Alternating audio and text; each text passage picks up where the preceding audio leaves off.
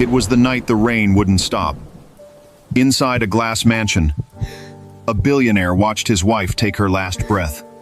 Two little girls cried outside the door. She whispered, "Love them twice as much." Then silence. And everything changed. The city never slept, but that night it felt like the whole world did. The rain poured over the glowing streets of Lagos, washing away color and sound. Inside a black Rolls-Royce, Michael Adeyemi sat behind the wheel. His suit soaked, his tie undone, his eyes hollow. The hospital wristband still clung to his arm. On the seat beside him lay his wife's wedding ring, shining under the dim dashboard light. If this story touched your heart, stay close and subscribe for more stories. He didn't drive fast. He didn't even seem to know where he was going. In the back seat, two 6-year-old girls, Ariella and Amaya, slept with their heads pressed together, their tear tracks still visible on their cheeks.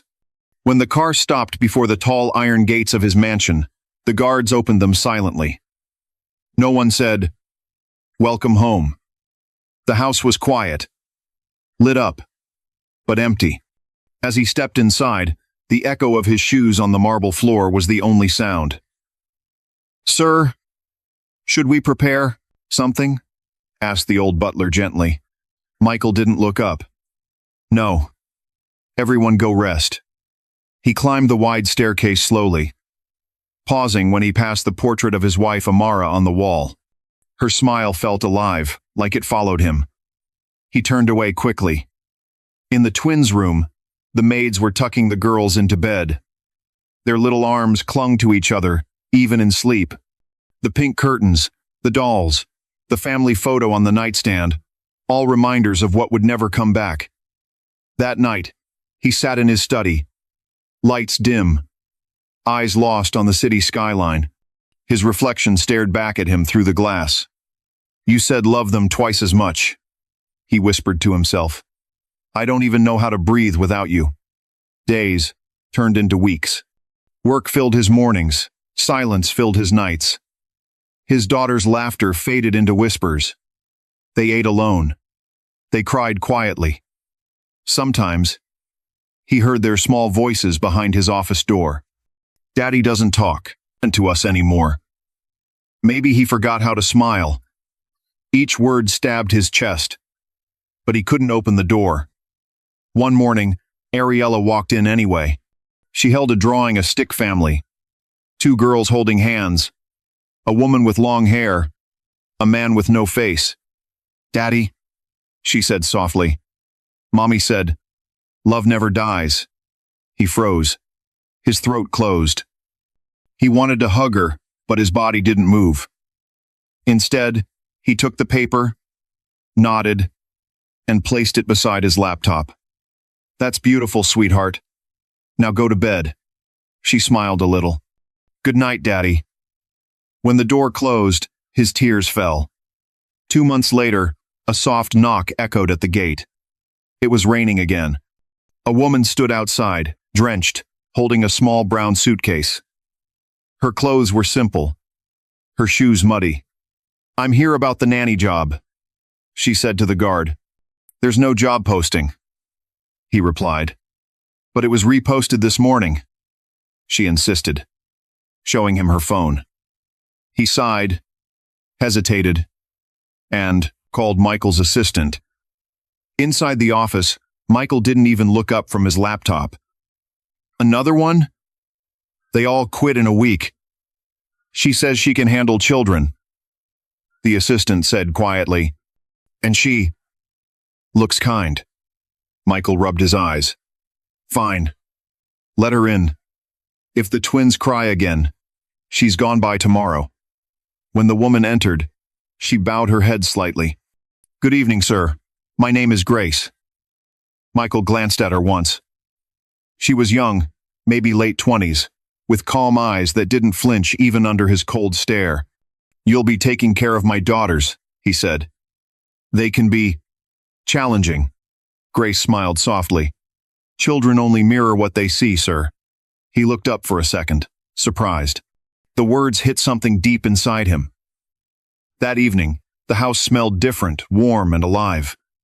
Grace cooked rice and stew, humming softly as she stirred the pot. The twins peeked from behind the stairs, watching her.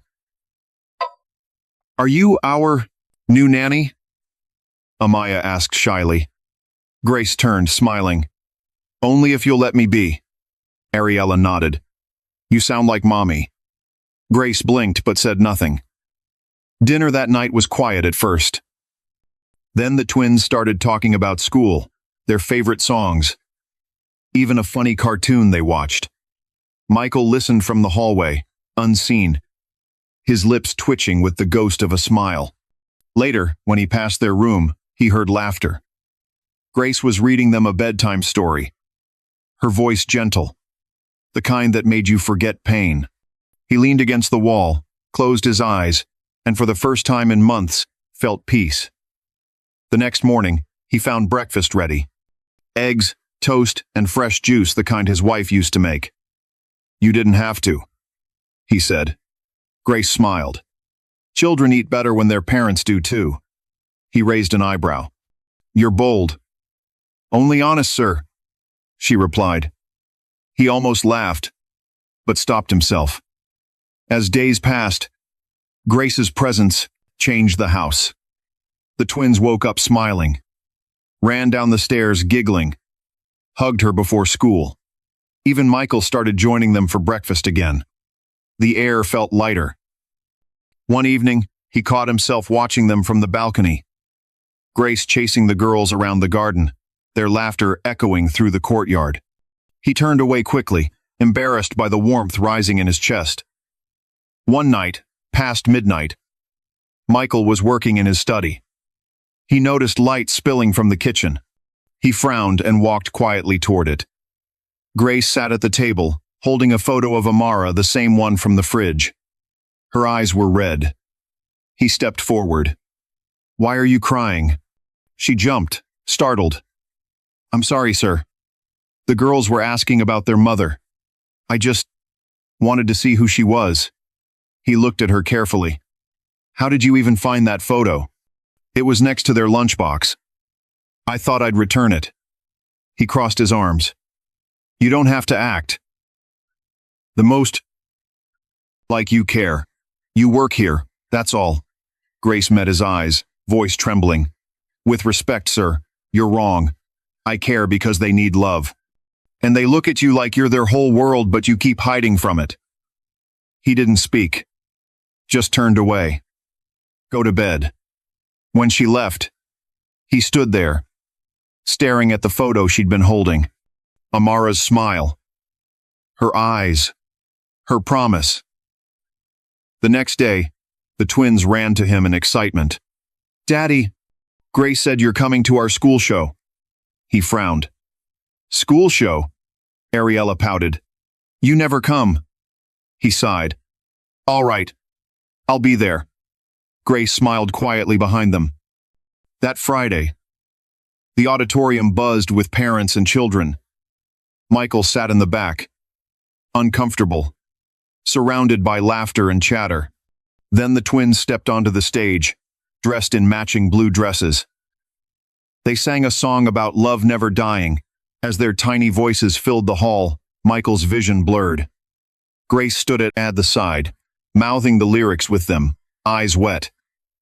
For a moment, Michael's chest cracked open, and something soft returned. After the show, the girls ran to him, arms wide. "You came!" He hugged them tight, unable to speak. If this story moves you, stay close and subscribe for more. But peace doesn't last forever. That weekend, Michael decided to open his wife's old jewelry box. Inside were gold bracelets, rings, and a sapphire pendant, Amara's favorite. But the pendant was gone. His heart raced. He checked the drawers, the shelves. Nothing. "Where is the sapphire?" He barked to the maids. They froze. Grace stepped forward. "Sir, what's wrong?" "My wife's pendant. It's missing. Maybe it fell." He cut her off. "No, someone took it." The girls watched from the stairs, terrified. "Daddy, please don't shout," Amaya cried. "Go to your room." Grace stood firm, tears forming. "Sir, I didn't take anything." "Then why are you nervous?" Security entered. Michael pointed at her. "Check her bag." They opened her small suitcase on the marble floor. Clothes, books, a small frame. Nothing. Then, from her coat pocket, a locket fell. Silver, with Amara's initials. Michael's face hardened. "How dare you wear her initials?" Grace's lips trembled. "Please, sir, that's not stolen. Enough. Get out. Now." The guards moved closer. The twins screamed, running toward her. "No! She didn't steal it!" Grace turned once at the door, eyes full of sadness. "Sir," she whispered, "there's a reason that locket found its way back to you. But you're not ready to know it yet." And before he could ask what she meant, the gates closed behind her. That night, silence swallowed the mansion again. Michael sat alone, staring at the locket on his desk. He opened it. Inside was a tiny picture of Amara, and next to her, a younger Grace. He froze. His hands shook. The rain began again, outside. But what he discovered next shocked everyone. The mansion was silent again. Too silent. The rain had stopped, but the air still smelled of storm and loss. Michael sat alone in his office, the small silver locket resting on the desk under a desk lamp. The photo inside made no sense. One side was his late wife, Amara. The other side, Grace, the woman he had just thrown out. He stared at it for hours. His mind refused to believe it. How could this be?" he whispered. The clock ticked past midnight. His hands trembled. Upstairs, his daughters were crying quietly under their blankets. Ariella's voice cracked. "Daddy was wrong. I know Grace didn't steal."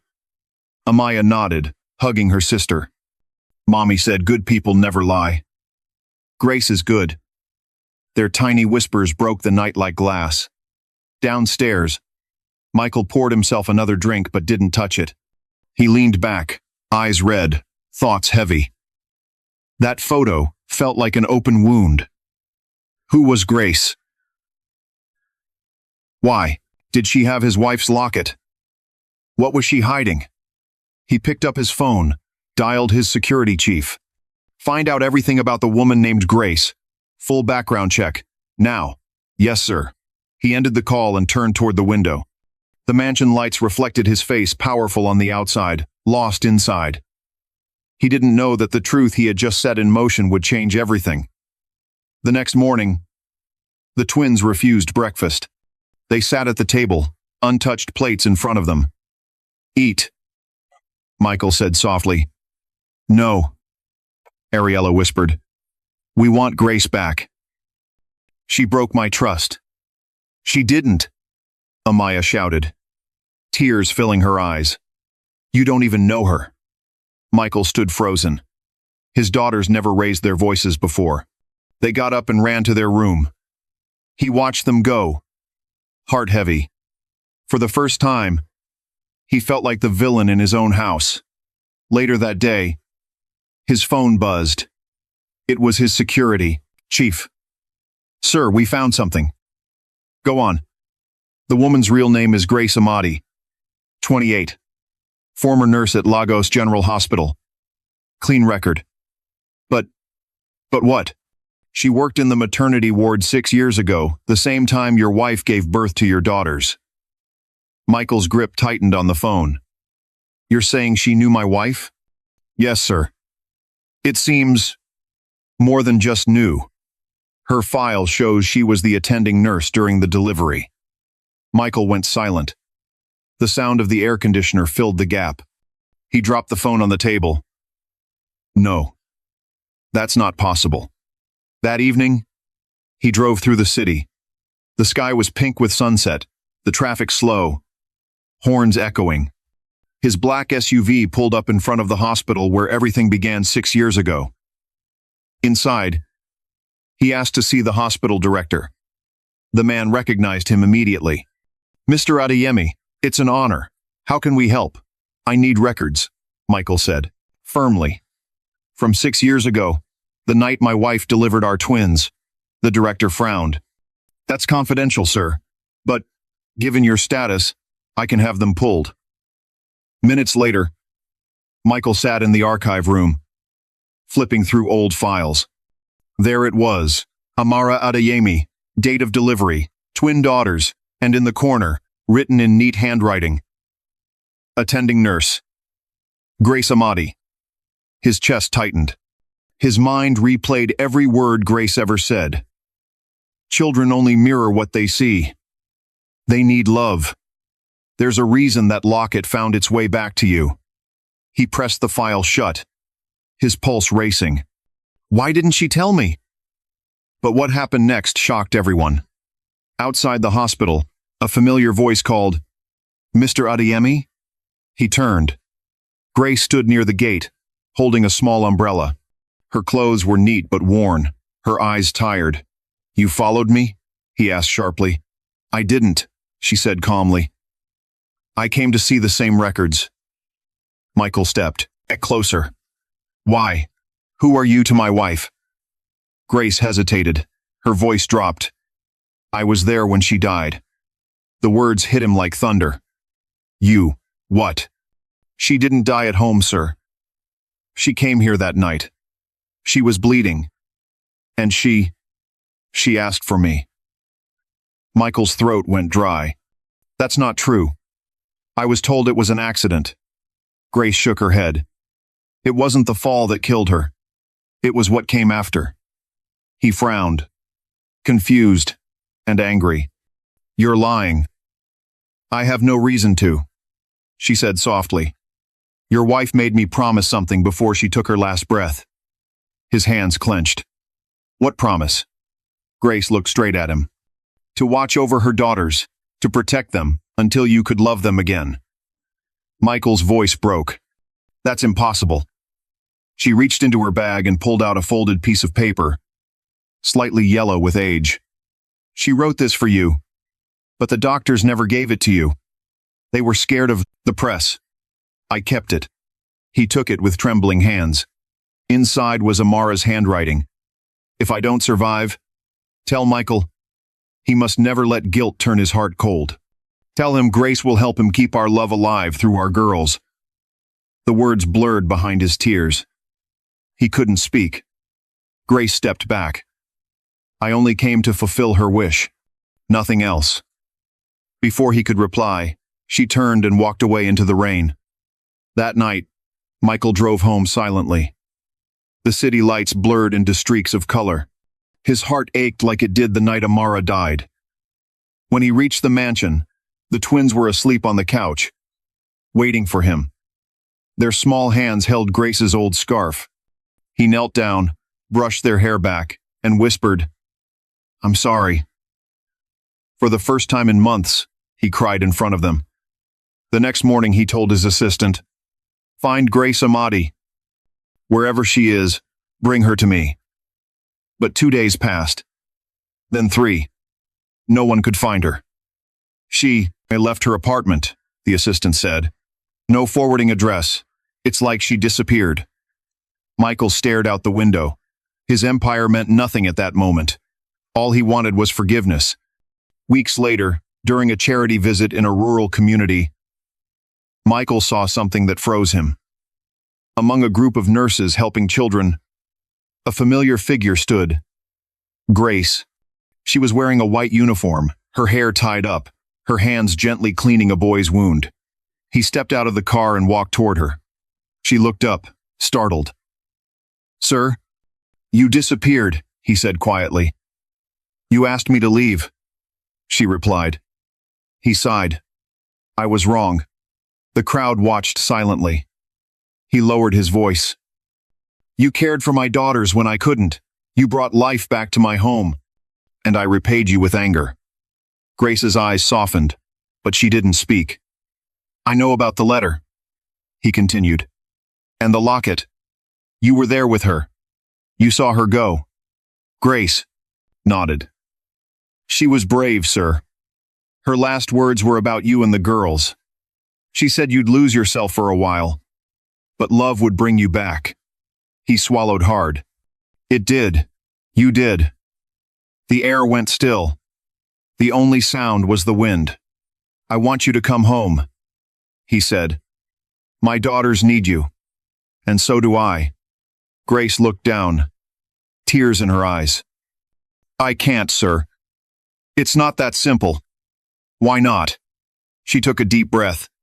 Because there's something else you don't know. Michael frowned. What do you mean? Grace looked straight at him. The night Amara died, she wasn't just giving birth. There was another baby. He froze. What? She delivered 3 children, not 2. The ground beneath him seemed to vanish. She made me promise to protect the 3rd because she was too weak to keep her. The doctors hid it to avoid scandal. You were never told. Michael's heartbeat thundered in his chest. Where is this child? Now? Grace's lips trembled. She's alive. She's been living with me. He staggered back, staring at her in disbelief. You mean, you raised my daughter? Grace nodded slowly. Yes, sir. She's 6. Her name is Hope. The silence after that felt eternal. The sun burned above them. The crowd nearby faded into background noise.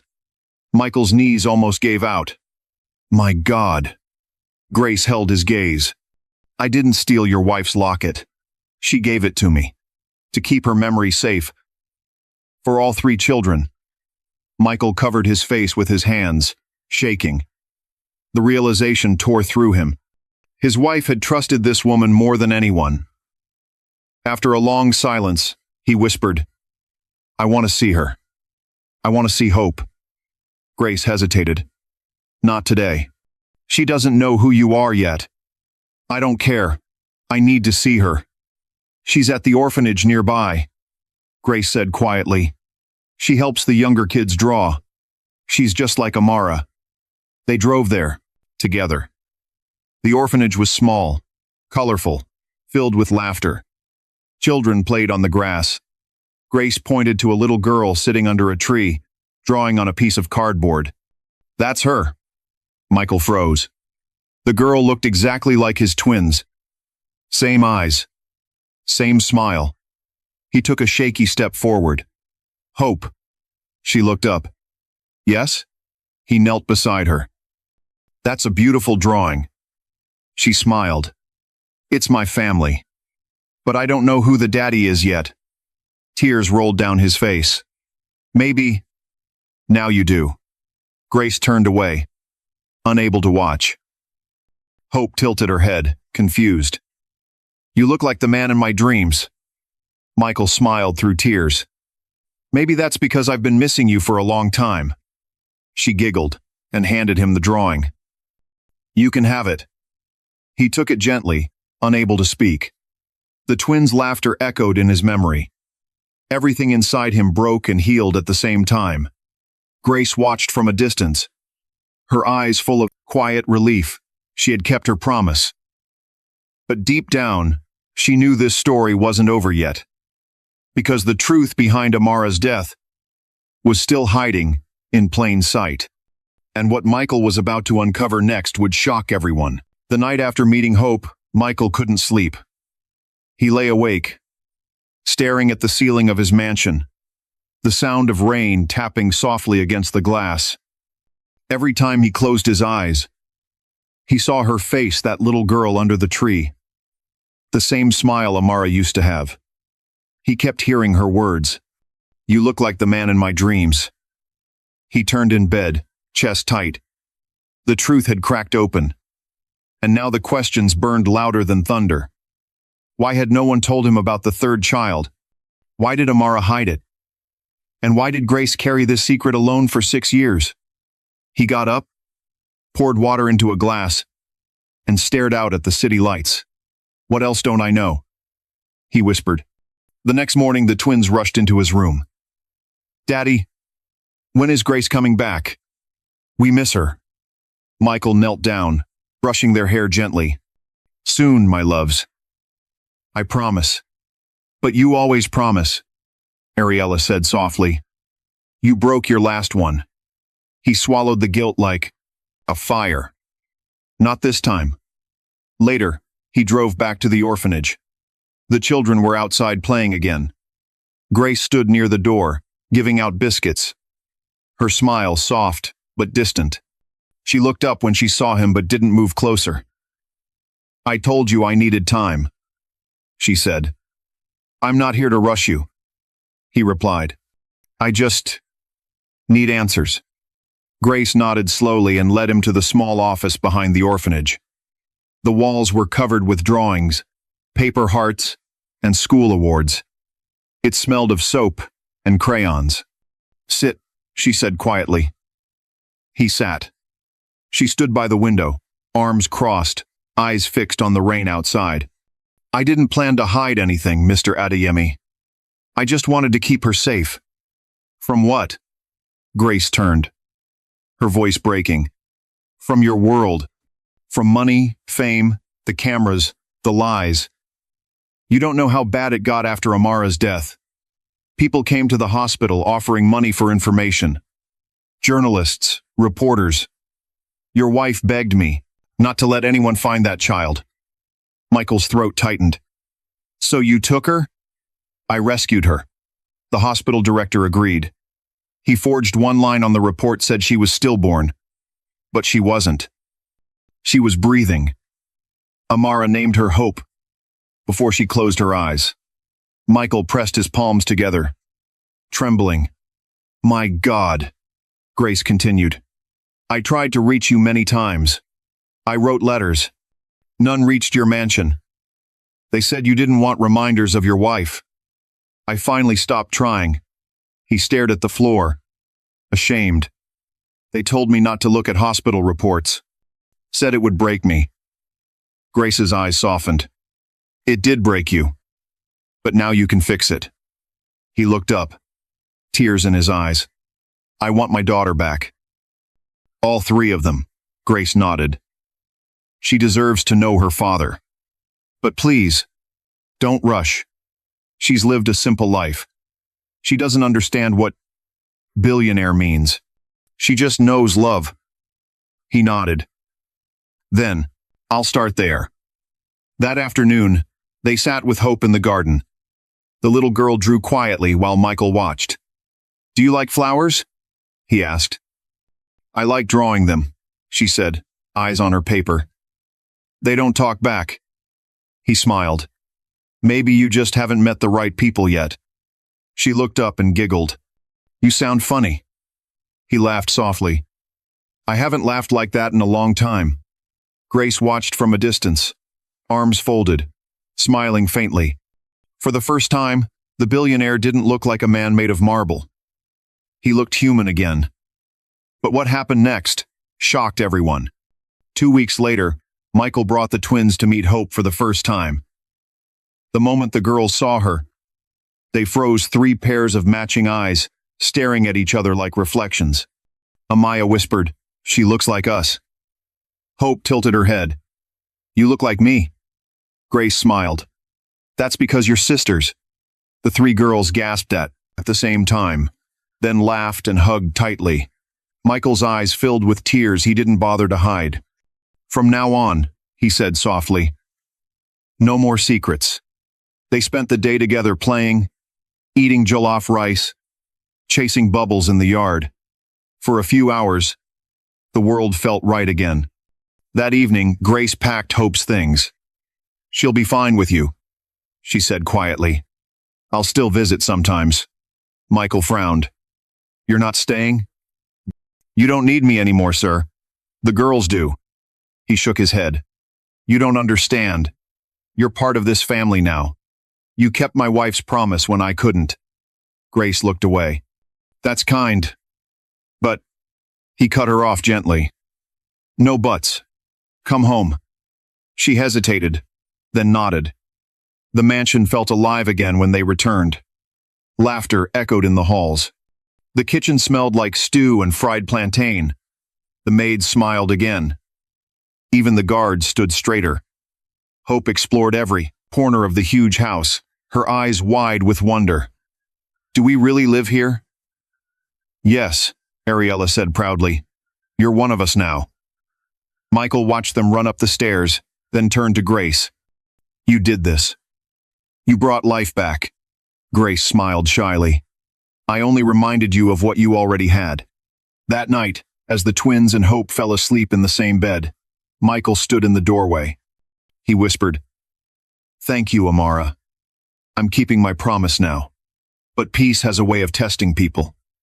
A week later, a man in a gray suit showed up at the mansion gate, asking for Grace. He carried an envelope and looked uneasy. "I'm looking for Miss Grace Amati," he said. "It's urgent." When Grace met him at the door, the man handed her the envelope. "From Lagos General Hospital. Legal Department. You should read it carefully." She frowned, opened it, and froze. The letter stated that a confidential internal investigation had reopened regarding falsified or birth records. The report from 6 years ago, the night of Amara's delivery, had been flagged for fraud. If proven, Grace could face charges for illegal concealment of birth. Her hands shook. "Oh no." Michael walked in just then. "What's wrong?" She tried to hide the paper, but he grabbed it gently. His eyes scanned the words. His jaw tightened. "They're accusing you of kidnapping my daughter." Grace's voice broke. "I didn't kidnap her. You know I didn't." "I know," he said quickly. "But they don't. They'll try to destroy you." Tears rolled down her cheeks. "They can't take her away from me. She's my whole life." Michael took a deep breath. "They won't. I'll handle this." That night, he called his lawyer. "Do whatever it takes. I don't care what it costs." The lawyer replied, "It won't be easy, sir. The hospital wants to protect its reputation. If the press finds out, they hid a live birth. I'll take the blame if I have to." Michael said coldly, "Grace did what was right, and I'll make sure she never pays for saving my child." But the story didn't stay quiet for long. 2 days later, headlines exploded. "Billionaire's wife death scandal. Hidden third child found." Reporters surrounded the mansion. Cameras flashed. Microphones filled the air. Grace stayed inside, terrified. The twins hid behind the curtains. Hope clung to her hand. "Are we in trouble?" she asked. Grace hugged her tightly. "No, baby. You did nothing wrong." When Michael stepped out to face the reporters, the flashes blinded him. "Mr. Adeyemi, is it true you never knew about your third daughter? Did your wife die in the hospital, not the car crash? Was this a cover-up?" He raised his hand. "My wife's death is not a headline. She died giving life to our daughters. That's the only truth that matters." The crowd went silent. He continued, voice steady. "Grace Amati is, and not a criminal. She is the reason my daughters are alive today. And I will stand by her, no matter what this investigation says." Cameras clicked wildly. His words flooded the internet within minutes. Inside, Grace sat by the window, watching. Her hands trembled, but her heart felt lighter. For the first time, someone was fighting for her. That night, after the house went quiet, Michael found her in the garden. The air was cool, the sky clear. "You didn't have to defend me like that," she said softly. "Yes, I did. You carried my family when I couldn't." She looked up at him. "Do you think Amara would forgive me? For keeping the truth?" He nodded. "She already did. She trusted you more than anyone." Grace smiled sadly. "You remind me of her when you talk like that." He smiled back.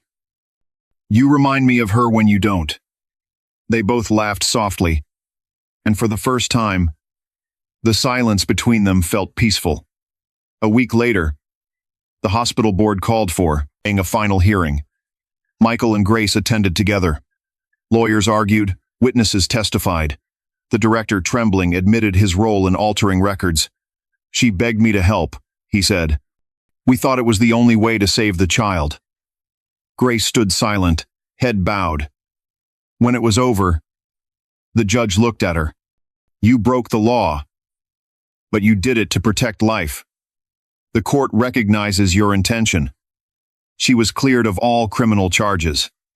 The courtroom burst into murmurs of relief. Michael exhaled deeply, eyes closed. Outside, the cameras waited again. This time, he didn't hide. He held Grace's hand and walked past them proudly. The reporters shouted, "Is she your nanny or something more?" He stopped, turned slightly, and said, "She's family." The clip went viral within hours. Comments flooded social media. People called it the most emotional story of the year. If this story moves you, the anchor on TV said that night, stay close because forgiveness still exists in this world. Back at the mansion, life slowly found rhythm again. The twins started school with hope. Grace helped them with homework. Michael worked from home more often. Sometimes, he caught himself looking at Grace longer than before, not out of curiosity, but gratitude. One evening, the girls put on a small play in the living room. They wore paper crowns and used a blanket as a royal cape. Once upon a time, Ariella said, there was a king who forgot how to smile. Amaya added, then a kind woman taught him how.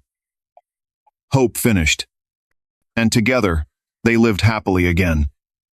Everyone laughed. Grace's eyes filled with tears. Michael whispered, out of the mouths of babes. She smiled. They see everything, sir. He looked at her for a long moment. Then maybe it's time I see clearly too. Grace tilted her head. Curious. What do you mean? He didn't answer. He just smiled faintly and turned off the light.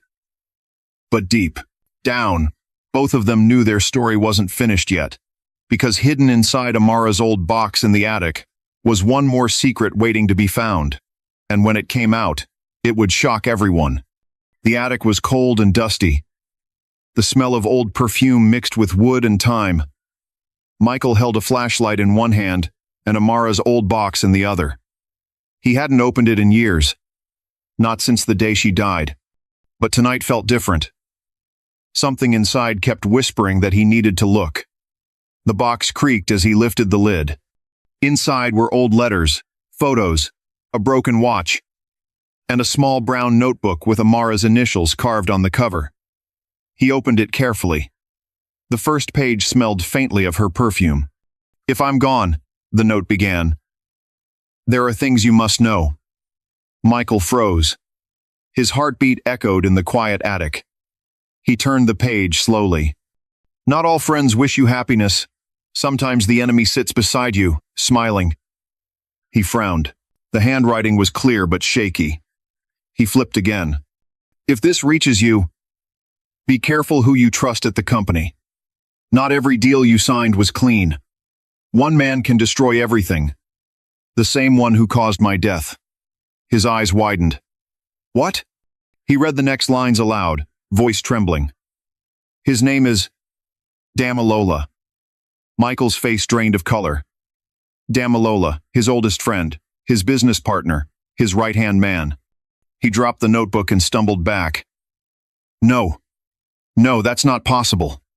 But deep inside, he knew. Amara never lied. He closed the box, breathing heavily. His mind flashed back to the night she died. Damilola was there at the hospital. He was the one who told Michael to stay in the waiting room. The one who handled the press. The one who said she died instantly. Michael grabbed his phone. His fingers shook as he dialed. Grace, I need to see you. Now. Downstairs. Grace met him in the study, still half asleep. What happened? He handed her the notebook. Read this. She scanned the page, eyes widening. Damilola? But he was the one who brought flowers every week after she passed. Michael nodded bitterly. And he was the one who managed the company while I fell apart. Grace looked up. What if this is true? Then he's the reason my wife died, Michael said coldly. And I'll find out how. Outside, thunder cracked. The sky turned dark again. The next morning, Michael drove straight to the company headquarters, a tall glass building shining above the city skyline. Reporters were still waiting outside after the birth record scandal. But this time, he ignored them. Inside the boardroom, Damalola was already there, smiling wide. "My brother, you look alive again. The world loves your story." Michael forced a tight smile. "Yes, it seems so." They sat. Papers covered the table. Contracts, shares, new deals. Michael leaned forward. "Do you remember the night Amara died?" Damalola blinked. "Of course I do." "Why?" "You said it was an accident, that she fell on the stairs before the car ride." "Yes, that's what the doctor said." Michael's eyes narrowed. "Which doctor?" Damalola hesitated. "The one on duty." "I don't remember the name." Michael threw the notebook on the table. "Then maybe this will help you remember." Damalola picked it up, confused. As he flipped the pages, his face changed from calm to pale to trembling. "Where did you get this?" he asked. "From her box," Michael said quietly. "She wrote your name." Damilola's hands shook. "She misunderstood. You have to believe me." "Did she?" Michael snapped. "Or did you make sure she never spoke again?" Silence filled the room. The sound of the rain outside hit the windows like glass beads. Then Damalola smirked faintly. "You always were too trusting, Michael. That's why I handled things for you." Michael's stomach turned. "What are you saying?" Damalola leaned back. "She was going to expose us the deal with the foreign investors.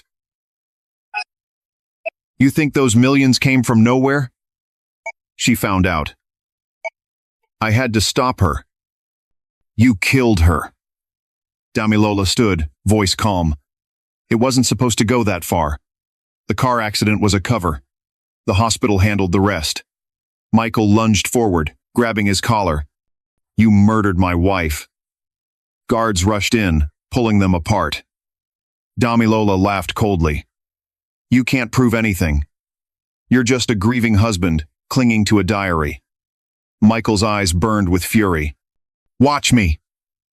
That night, Michael called Grace again. She listened quietly as he explained everything. "So it was him," she whispered. "He was at the hospital that night, too. I remember seeing him talk to the doctor." Michael froze.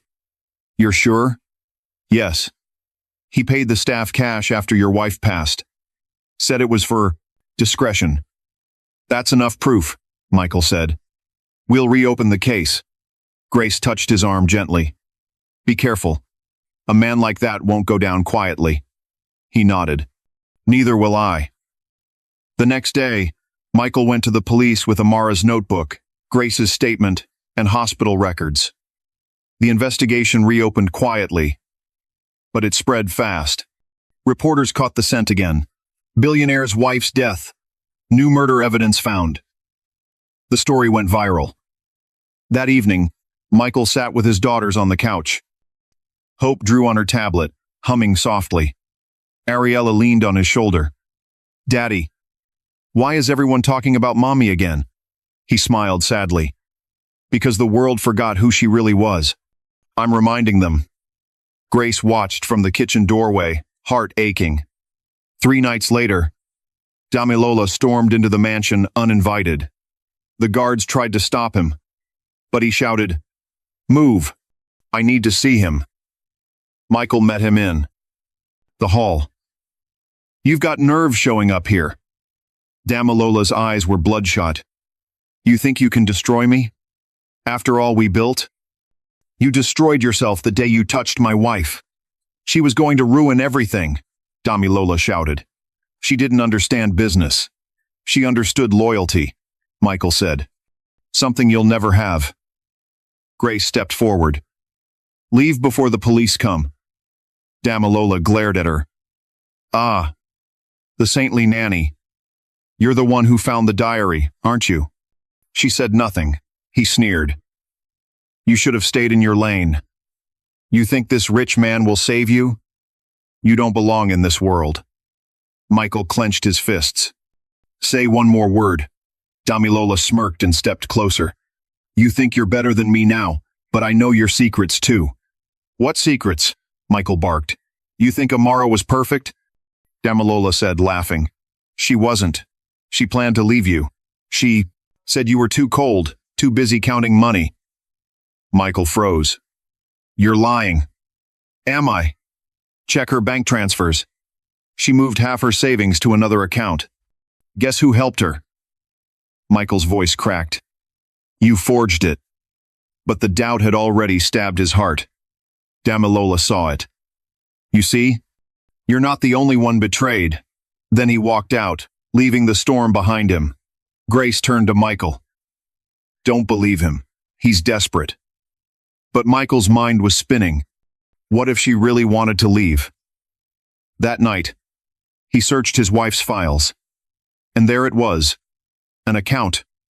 Under her maiden name. He opened the statement. $500,000 transferred days before her death. He sat in the dark, shaking. Why didn't you tell me, Amara? Grace found him still awake at dawn. She wasn't leaving you, she said softly. He looked up, eyes red. How do you know? Because she told me. He blinked. When? The night she died, Grace whispered. She said she was moving the money to start a charity, a foundation for single mothers. She didn't trust your business partner. She said you'd understand one day. Michael exhaled, tears falling freely. She was trying to protect us. Grace nodded. And she did. He smiled weakly. You always have the answers, don't you? She smiled back. Only when someone finally listens. Weeks later, the police arrested Damilola. The evidence was overwhelming. Amara's diary, Grace's testimony, hospital bribes, forged documents. The day of the verdict, Michael stood outside the courthouse, reporters shouting questions. How does it feel to get justice? He looked at the cameras and said quietly, It's not justice. It's peace.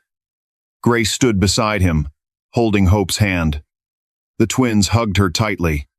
That night, the mansion lights glowed warm again. Dinner was laughter, not silence. Music played softly in the background. After everyone slept, Michael walked into the garden where Amara's favorite flowers grew. Grace joined him quietly. She'd be proud of you, Grace said. He smiled faintly. She'd be proud of you more. They stood side by side under the stars. For the first time, it didn't hurt to remember. He looked at her and said softly, You kept her promise, Grace. And you gave me back my family. Grace's eyes glistened. Maybe that was the real reason she chose me. Michael reached for her hand. Maybe she knew one day I'd need someone to remind me what love feels like. She didn't pull away. The night breeze brushed their faces. The world finally felt quiet, not empty, but full. And somewhere above them, it almost felt like Amara's spirit smiled, not haunting, just proud. But in the distance, the faint ring of a phone broke the silence. Michael picked it up. Sir, his lawyer said on the line, voice urgent, you need to come to the station. There's something new. It's about the hospital files again. Michael's chest tightened. What now? The lawyer hesitated. There's one more name listed in the file that night. A doctor's signature, and it matches someone inside your own company. Michael turned pale. Who? The lawyer replied. Your head of finance. He froze. The same man who managed Amara's charity funds. Grace saw his expression and whispered, What's wrong? He met her eyes. It's not over yet. And the night that once felt peaceful suddenly didn't anymore. The air in Michael's study felt heavy that night. He stood by the window, phone still pressed to his ear, his mind spinning. The words from his lawyer echoed, It's your head of finance. He turned slowly, eyes filled with disbelief. The same man who had handled Amara's charity accounts. The same man she trusted after Damilola. "How deep does this go?" Michael whispered. Grace walked in, quietly, holding a cup of tea. "You're pale. What happened?" He took the cup but didn't drink. "It's someone inside the company. Someone else was part of it." She frowned. "Who?" "My head of finance, Collins." Grace's eyebrows drew together. "I've seen that name before." "Wait." She rushed to her room, returned with a file from the orphanage. "When I was applying for Hope's adoption papers, this name showed up in one of the hospital bills. Collins signed it as representative of Adeyemi Foundation." Michael's eyes narrowed. "That means he was handling her charity even before I knew it existed." Grace nodded. "Yes. And if he forged documents, maybe Amara's funds didn't go where she wanted." Michael set down the cup. "Then we'll find out tomorrow." The next morning, the city sky was gray, clouds thick with the smell of rain. Michael drove to the company with Grace beside him. He hadn't taken her to the office before, but today he needed her. As they walked through the glass doors, employees turned to stare. Everyone had read the headlines, seen the videos, and watched the billionaire's life unfold like a movie. Michael's voice was cold when he said, "Call Collins to my office." Minutes later, Collins entered, wearing his usual smile. "Morning, sir. Miss Amati." Michael didn't return the greeting. He slid a folder across the table. "Explain these." Collins looked confused, flipping through the papers. "These are just charity reports." "Exactly," Michael said. "Charity reports with forged receipts. And a signature from a doctor who was supposed to be dead 6 years ago." Collins's eyes widened. "Sir, don't lie to me." Michael slammed his hand on the desk. "You were part of it, weren't you? You helped Damilola move money from Amara's foundation into fake accounts." The man's lips trembled. "Sir, I was just following orders. Damilola told me it was for business." "Business?" Michael growled. "You laundered my wife's dream into profit." Grace stepped forward. "You let children go hungry while pretending to help them." Collins dropped his head. "I didn't mean to." "Enough," Michael said sharply. "You'll talk to the police." Before Collins could move, his phone buzzed. He looked at the screen. His face went pale. "It's not just me, sir. Someone else wants to keep this buried." Michael frowned. "Who?" Collins's voice shook. "A board member. Mrs. Osei." Michael froze. Mrs. Osei had been one of Amara's closest friends. Grace whispered, "The enemy sits beside you, smiling," repeating Amara's line from the diary. Michael nodded slowly. "She warned me." That evening, the rain poured hard again, thunder echoing in the distance. Michael arrived at Mrs. Osei's mansion alone. Her guards recognized him instantly and let him in. She sat in the living room, wearing pearls, sipping tea, her smile practiced and calm. "Michael," she said sweetly, "you look troubled." He didn't sit. "I know everything." Her expression didn't change. "Everything is a big word, dear. You helped Damilola and Collins steal from Amara's foundation. You turned my wife's dream into your money." She laughed softly. "Dreams don't pay bills, Michael. You of all people should know that." His voice rose. "She died believing she could help people. And you used her." Mrs. Osei interrupted. "Yes, I did. Because she was naive. Just like you are now." Michael stepped closer, eyes blazing. "You're going to confess." She smiled coldly. "And ruin my name? My family? My reputation?" "You already ruined mine," he said. "Then sue me," she sneered. "But by tomorrow morning, every bank account linked to that foundation will disappear, and you'll have nothing left." Michael took a deep breath. "You underestimate one thing, Evelyn." "What's that?" "I'm not alone anymore. He turned toward the door. At that moment, two detectives stepped inside, followed by Grace. Mrs. Osei froze. "You brought the police to my house?" Michael's voice was calm. "You brought this to yourself." The detectives handed her a warrant. "Evelyn Osei, you are under arrest for financial fraud and obstruction of justice." She stood slowly, her fake smile finally fading. Amara would have done the same thing, you know. She was too good for this world. Michael looked at her one last time. "That's why you could never be her." They led her away. Outside, rain poured harder, washing away the dust of years of lies. Back at the mansion, Grace helped the girls with their dinner. The laughter returned, light and soft. But Michael stood by the window again, silent. Grace walked over quietly. "It's done. You did it." He nodded slowly. "Amara's dream is safe now. Her foundation will finally help the people she loved." Grace smiled. She'd be proud. He looked at her. Really looked, not like a billionaire. Not like a boss, but like a man. Finally free. "I couldn't have done it without you." Grace blushed slightly. "I only kept her promise." He stepped closer. "And now I want to keep mine." Her heart skipped. "Which one?" He took her hand gently. "To love them twice as much, and to never let love die again." Grace smiled, tears filling her eyes. "Then keep it." He leaned forward and hugged her tightly. For a moment, everything was still. Weeks passed. The scandal faded from the news. The company recovered. The mansion no longer felt like a museum of memories. It felt like a home again. One afternoon, the girls were outside painting the garden wall with bright colors.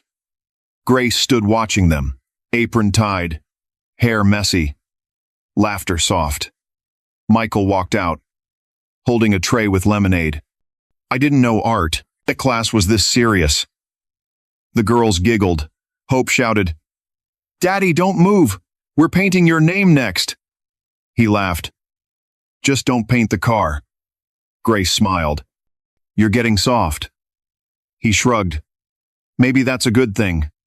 She looked at him, eyes gentle. "It is." The breeze carried the smell of fresh paint and flowers. The sound of life filled every corner.